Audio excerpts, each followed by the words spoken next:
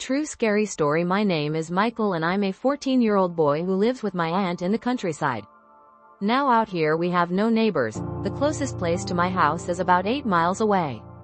I always loved living out here because I've always liked the seclusion, and the road we live by is always dead at night, which makes for good sleep. Now my aunt is always working the night shift, so this means I would be home alone pretty much every night. Long story short, I came home from school on a relatively crappy day, thunderstorms and rain all day and all night, and spent my day playing video games and Snapchatting my friends.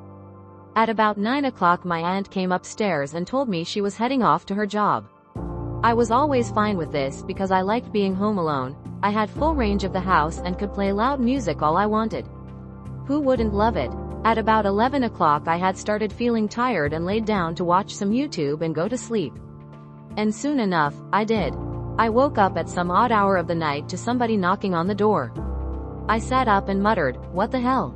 I thought my aunt had got home from the night shift and reluctantly went to go answer the door, and out of habit, checked the window beside the door to make sure it was her. But there was nobody there.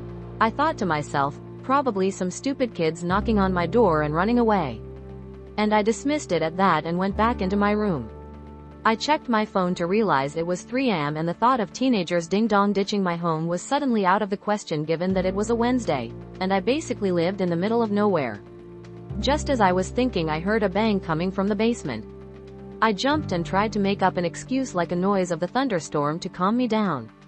We always kept our basement door locked anyway, out of my aunt's paranoia and fear of someone breaking in. That's when I heard footsteps slowly creaking up the old wooden stairs in my basement. Frozen with fear, I grabbed my phone and called 911. The operator told me to go to an upstairs room in the house and grab a weapon to defend myself. But there was no way I was going to grab a knife from the kitchen, especially when I heard the door being slammed and quickly realized that someone was trying to bust it down. I jumped from my bed and closed my door quietly and hid in my closet like the 911 operator had told me to do. This was easily the scariest moment of my life, but suddenly, the banging stopped.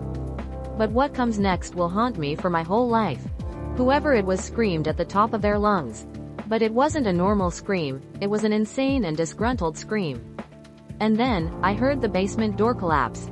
Now he was full out screaming as he sprinted up the stairs. He went through all the rooms down the upstairs hallway, still screaming, until he reached mine.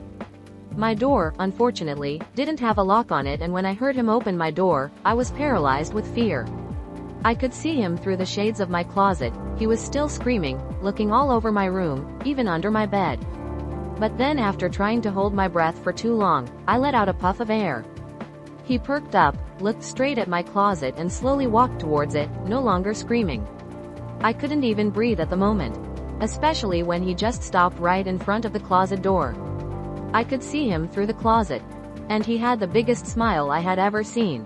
As soon as he slowly reached for the closet doorknob, there was a loud bang at the door and somebody yelling, "Police!" The man quickly ran and tried to run out my window but failed. As soon as I saw the police tackle him, I instantly ran out of the closet and outside, now realizing that was a stupid move on my part. After a couple of minutes I saw the police bring the man out in cuffs, but on the way to the car, he stared at me with the biggest smile and the craziest eyes I had ever seen. Watching him ride away with the police was the greatest moment of my life. But what still haunts me today is the face he made as he was standing in front of my closet door, ready to do something horrible.